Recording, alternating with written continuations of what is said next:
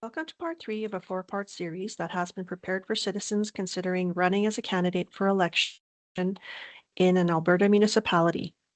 Part 3 focuses on what you can expect as a member of council and what will be expected of you if you successfully run for office. This series is meant to be thought-provoking and provide you with a broad overview of municipal government, the different roles in a municipality, what will be expected of you as a member of council, and the processes for running for council. It is important to remember that these videos are not a substitution for the legislation that contains election requirements. It is the election candidate's responsibility to ensure they meet the legislative requirements and deadlines for running for council. To assist in meeting those responsibilities, you can contact your local municipal office, review municipal election information on alberta.ca, and review the legislative requirements in the Local Authorities Election Act and the Municipal Government Act. This session will cover the oath of office for councillors, training that every councillor is required to complete, expectations around participating in meetings, voting on council decisions, pecuniary and conflicts of interest matters, and code of conduct processes. Once elected, every councillor must swear or affirm the oath of office before being able to carry out any power, duty, or function related to elected office. The oath reads that the new councillor will diligently, faithfully, and to the best of their ability execute according to law the specific office being taken. It is now mandatory for all newly elected councillors to complete training that covers a list of legislative topics. At or before the first organizational meeting of council, training must be completed on the role of Alberta municipalities, municipal organization and function, roles and responsibilities of council and councillors, code of conduct, and CAO, Chief Administrative Officer, and staff roles and responsibilities. Prior to or at the first regular council meeting, all newly elected councillors must complete training on key municipal plans, policies, and projects, budgeting and financial administration, and public participation. The training on this list of topics may be extended by council for up to 90 days. Within 90 days of taking the oath of office, all newly elected officials must also complete online emergency management training offered by the Alberta Emergency Management Agency. As participating in council meetings is an important councillor duty, and because council decisions can only be made at council meetings, meeting procedures are an integral part of conducting them efficiently and effectively. They also ensure a level playing field for anyone attending council or council committee meetings and consistent treatment of residents if any issues arise in a meeting that require a standard procedure to adjudicate them. The Municipal Government Act makes little reference to council meeting procedures, but enables councils to pass a procedure bylaw that sets out their own rules and processes for their council and committee meetings. Establishing these procedures through a procedural bylaw, therefore, is not a legal requirement, but rather a best practice. Having an effective functional procedural bylaw which meets the needs of the council, administration, and even the general public is an integral part of holding productive meetings. Procedural bylaws should be customized by each municipal council to suit the unique dynamics and circumstances of that council. It's recommended that a municipality's procedure bylaw be reviewed at the start of the council term in order that it continues to meet the unique needs of the council.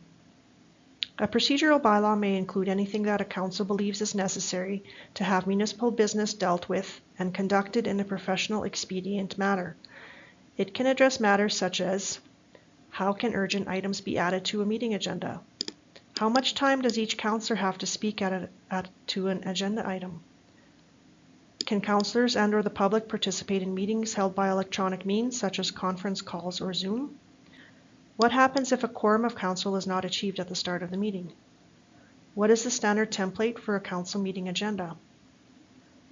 Prospective councillors can become familiar with their municipality-specific meeting rules and conventions by reviewing its procedure bylaw and by attending council meetings to see them in practice. Municipal Affairs will be exploring options to establish consistent standard council meeting procedures, as well as options for a municipal ethics commissioner to address councillor accountability and ethics issues. All councillors have one vote when council decisions are made in council meetings open to the public. This includes the chief elected official, also known as the mayor or reeve.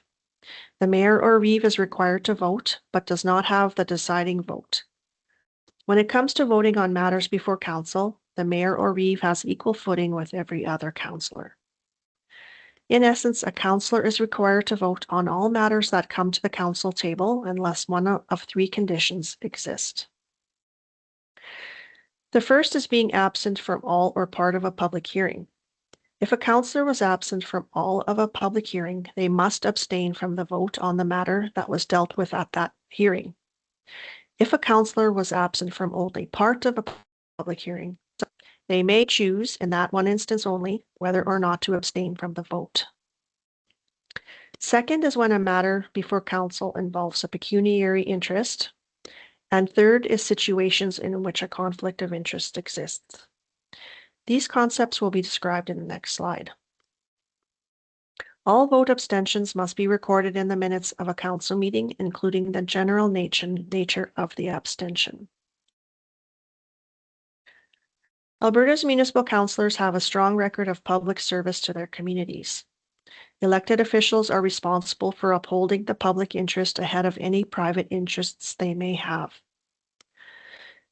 The Municipal Government Act describes pecuniary interest and sets out the procedures a councillor must follow if a matter in which they have a pecuniary interest comes up at a council meeting or a committee of council meeting. The MGA describes pecuniary interest as something which could monetarily affect a councillor, their spouse or adult interdependent partner, their children, their parents, or the parents of their spouse, or a business which employs a councillor or in which a councillor has an interest. The Act also lists several exceptions in which a councillor does not have a pecuniary interest, such as being a member of a non-profit organization or a service club, or when councillors are involved in determining their own expense allowance rates, for example. If a councillor has a pecuniary interest in a matter before council, they must disclose that they have an interest and its general nature, abstain from any discussion on the matter and from voting, and leave the room until the matter has been dealt with. The newly added conflict of interest provisions in the MGA came into effect on October 31st, 2024.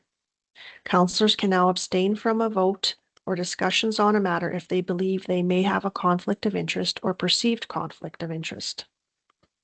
Conflict of interest means a matter that could affect a private interest of the councillor or an employer of the councillor.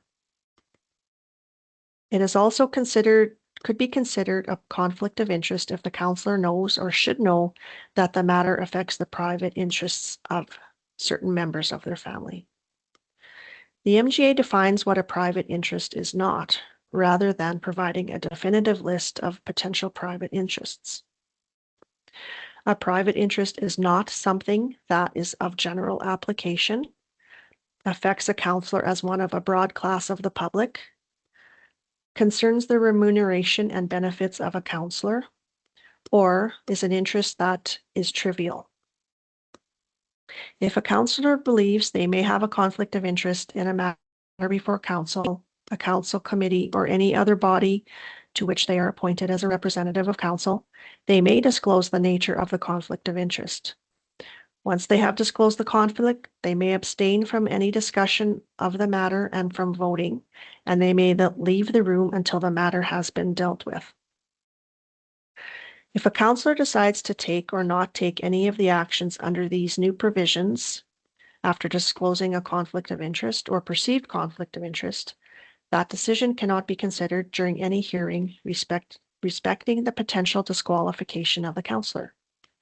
Nor can that decision be considered when determining the validity of a complaint alleging a breach of the Code of Conduct bylaw.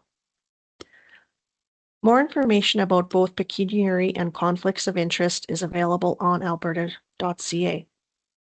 Prior to participating in council meetings, all newly elected councillors should consult with a lawyer to discuss their specific private interests and how their pecuniary or private interests may affect their ability to participate in future council deliberations and decisions. Municipal councils are now prohibited from creating and adopting codes of conduct. Councils cannot make a bylaw or resolution that addresses councillor conduct or behavior. Municipal Affairs will explore options to establish consistent standard council meeting procedures, as well as options for a municipal ethics commissioner to address councillor accountability and ethics issues. For additional resources on local governance, the role of council and administration, and local election requirements, please contact your municipality. Review the following resources available online: the Local Authorities Election Act, the Municipal Government Act, the Municipal Government Resource webpage, and a Candidate's Guide running for municipal office in Alberta, which was amended in July 2025. More resources include Municipal Affairs Election Overview webpage, the School Board Elections Guide, the Rural Municipalities of Alberta website, and the Alberta Municipalities website. Thank you for watching part 3 of this 4-part series. You can find the remaining videos in this series on alberta.ca.